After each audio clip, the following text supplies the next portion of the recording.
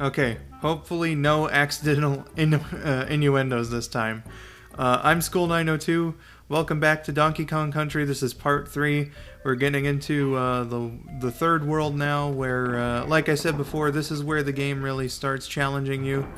Not that fucking mistake I made back in part 1. This is Vulture Culture, the first level of the third world. And we're going to be seeing a lot of forest, no, this is forest. It's not jungle. We're going to be seeing a lot of forest.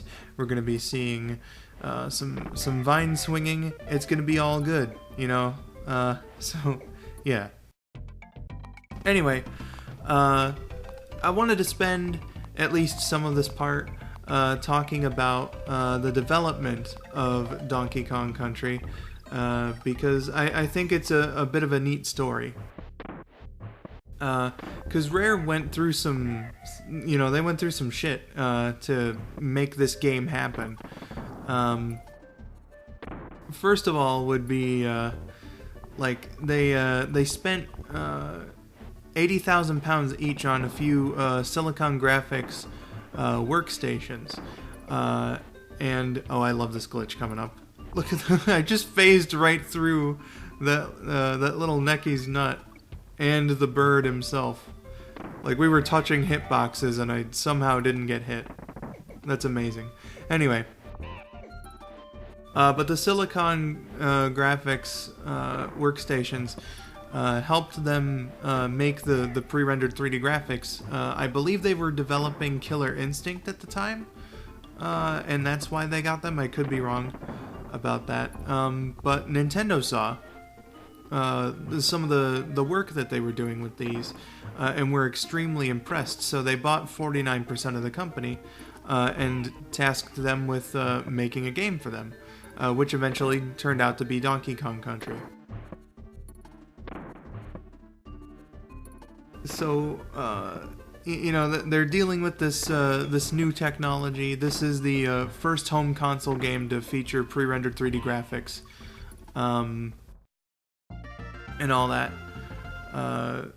Sometimes things would take like overnight for like models to render, for example, stuff like that. And they were using all the air conditioning in the building to keep the workstations cool so that they wouldn't overheat. So the developers were working through some very hot weather very hot temperatures inside the studio to make this thing work. So that's a bit of a neat story that they went through all that in order to go ahead and make this game a reality. Something else here, we're seeing Diddy Kong. And I think this was just like the design the whole time for Diddy Kong, but originally Donkey Kong's buddy here was going to be Donkey Kong Jr. But Nintendo put the kibosh on that because they wanted it to be a more similar design to their Donkey Kong Jr. and they were like, use a design similar to ours, or just make it a new character, and they went the route of making it a new character, and that's how Diddy came to be. That was bullshit. I shouldn't have gotten hit there. Oh, maybe I'd have to look at it in slow motion. It did seem to be a very close thing, but so Rare, again, they went through a bit of difficulty making this game, but the love and the passion really shows here. Fantastic game. Something else that I had failed to mention before was some of the collectibles. Now, I did mention the Kong letters, they get you a life. I mentioned balloons, also a source of lives. But what I didn't mention is something that we've been picking up, and something we're not going to really see, at least until the extra video, like what the purpose is. But there are little gold tokens of the animal buddies just hanging around in levels. And if you get 3 of a particular animal buddy, so let's just say 3 of On Guard, for example. Oh, well, there's one for Espresso there. So if you get 3, you go to a bonus stage, and the bonus stages are like you are in control of the animal buddy, and there's like this big open area with a bunch of stars. And you got to collect the stars, and that's basically just another means to get some more lives. Every 100 stars that you get is an extra life. And there are secret areas in all these bonus levels where they have like stars that are worth twice as much. So you just got to get as many stars as you can in the time limit, and hope that it grants you with a pretty decent amount of lives. For me, I usually, whenever I get to those rooms, I get like 4. So, you know, usually you can get like 3 or 4 lives out of those rooms. Another thing that I said that I was going to mention was the barrels. And I didn't quite explain the barrels in part 2 because I didn't really have the time, because I have a tendency to ramble. So we've got a few barrels in this game. We've got checkpoint barrels. That should be obvious. We got DK barrels, which contains a partner in them. TNT barrels, I don't think we've seen any yet in the playthrough. I could be wrong about that, but they are an explosive barrel, of course. And like I mentioned before, they're good with taking out certain types of enemies. That was pretty fucking clutch right there. getting that extra life balloon. This section is really tight with the timing, by the way. But anyway, with TNT barrels, there are certain enemies that you can only take out with them. They're also good, like any barrels really, for exploding walls and whatnot to get to bonus areas. I think that's it until the second game, with the different barrel types, at least with the carryable ones. There are also just standard regular old barrels too that only act as a means of like defeating enemies. So there you have it, barrels. The only other ones are the blast barrels, and in this game, there are blast barrels that, just stay there, stationary. There's ones that go up and down. There's ones that spin in a circle. There's ones that go left and right. In only one level, and that'll be the first level of the 4th world, there are blast barrels that will go up and down and spin around really fast, which is extremely fucking disorienting, let me tell you. But I believe that's it. Bonus barrels won't be a thing until DKC2, because bonus areas are like hidden in walkways and caves and whatnot. So you don't really have to worry about that. There's another instance where I'm really surprised I didn't die. And that's the level that I mentioned before, that we just beat. Not in World 2, it's in World 3, I'm sorry. You can play the Indiana Jones music and whatnot. Just don't kill me for getting the facts wrong. I've recorded all of this footage in March. I'm sorry.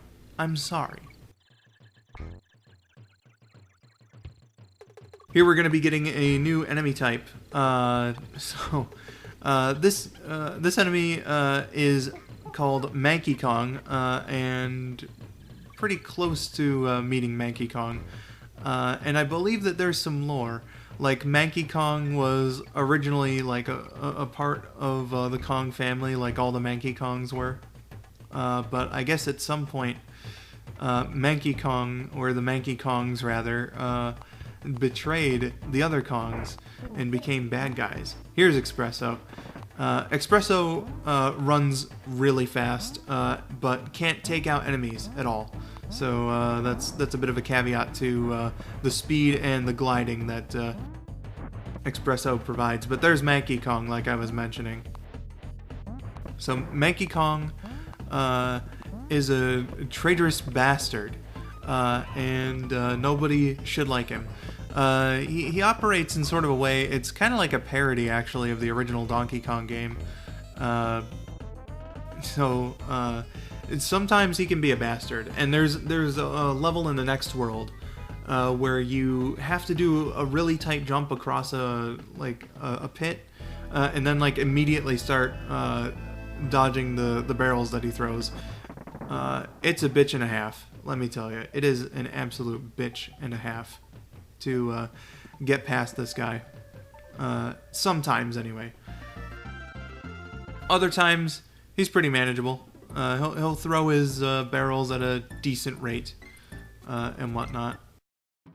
So I'm gonna try to cut out trips to Candy Kong's save point after this, because